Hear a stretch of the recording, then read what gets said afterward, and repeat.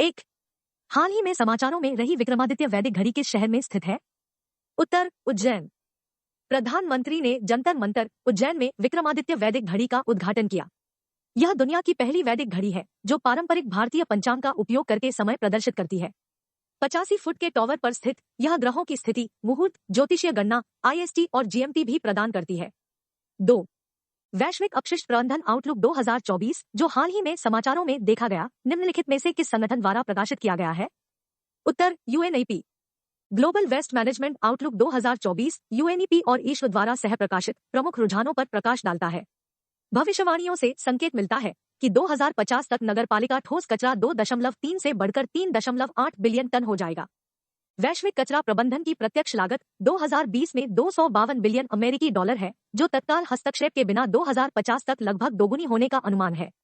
बाधाओं में अपर्याप्त तात्कालिकता पहचान, अपूर्ण डेटा और जलवायु प्रभाव का कम आकलन, साथ ही लैंगिक पहलू, अनौपचारिक क्षेत्र का कम मूल्यांकन और अपर्याप्त कानून शामिल है।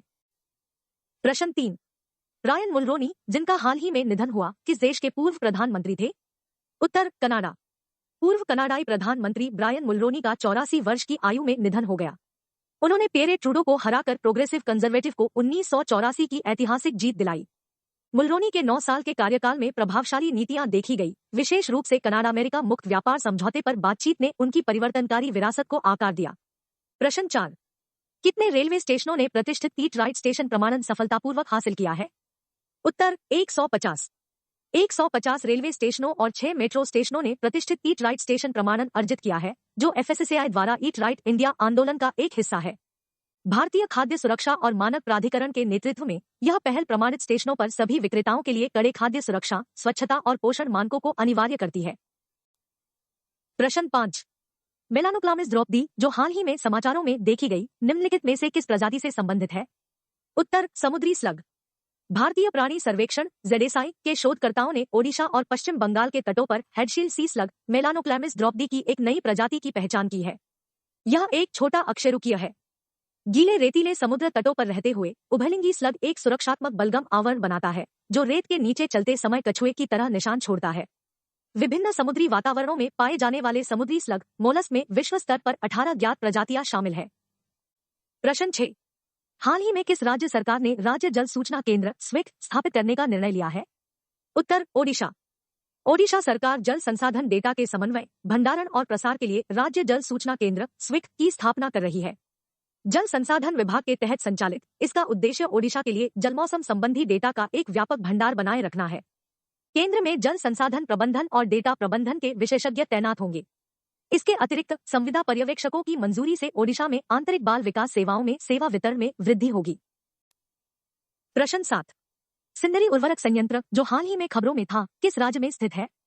उत्तर, झारखंड। पीएम मोदी ने भारत की यूरिया मांग को संबोधित करते हुए 1 मार्च 2024 को झारखंड में हल सिंदरी उर्वरक संयंत्र को समर्पित किया। देश को सालाना 360 लाख मीट्रिक टन की जरूरत है, लेकिन 2014 में सिर्फ 225 लाख मीट्रिक टन ही उत्पादन हुआ। सरकारी प्रयासों की बदौलत पिछले दशक में उत्पादन बढ़कर 310 लाख मीट्रिक टन हो गया। प्रश्न 8, हाल ही में कौन सा राज्य अब PMJ के तहत 5 करोड़ आयुष्मान कार्ड जारी करने वाला पहला राज्य बना? उत्तर, उत्तर प्रदेश। उत्तर प्रदेश ने 5 करोड़ आयुष्मान कार्ड जारी करके एक मील का पत्थर स्थापित किया है, जिससे यह आयुष्मान भारत प्रधानमंत्री जन आरोग्य योजना के तहत ऐसा करने वाला पहला राज्य बन गया है। राज्य में 50,017,920 जारी किए गए कार्ड हैं, जिससे 3,716 अस्पतालों में 74,382, 304 व्यक्तियों को लाभ हुआ है। प्रश्न 9, हाल ही में खबरों में रहा अमराबाद टाइगर रिजर्व किस राज्य में स्थित है? उत्तर, तेलंगाना। हालिया भारत में तेंदुओं की स्थिति रिपोर्ट के अनुसार तेलंगाना के अमराबाद टाइगर रिजर्व में तेंदुए की आबादी में काफी वृद्धि हुई है। 2611.4 वर्ग किमी में फैला यह भारत के सबसे बड़े बाघ अभ्यारण्यों में से एक है और कोर क्षेत्र में दूसरा सबसे बड़ा है। मूल रूप से नागार्जुन सागर श्रीशैलम टाइगर रिजर्व का हिस्सा अमराबाद टाइगर रिजर्व राज्य के विभाजन के बाद उभरा। प्रश्न 10, नेटवर्क प्लानिंग ग्रुप NPG की 66वीं बैठक कहाँ आयोजित की गई? उत्तर, नई दिल्ली। उद्योग और आंतरिक व्यापार संवर्धन विभाग के अतिरिक्त सचिव की अध्यक्षता में नई दिल्ली में 66वीं नेटवर्क प्लानिंग ग्रुप NPG की बैठक में सड़क परिवहन और राजमार्ग मंत्रालय की 3 और रेल मंत्रालय की 2 परियोजनाओं का मूल्यांकन किया गया।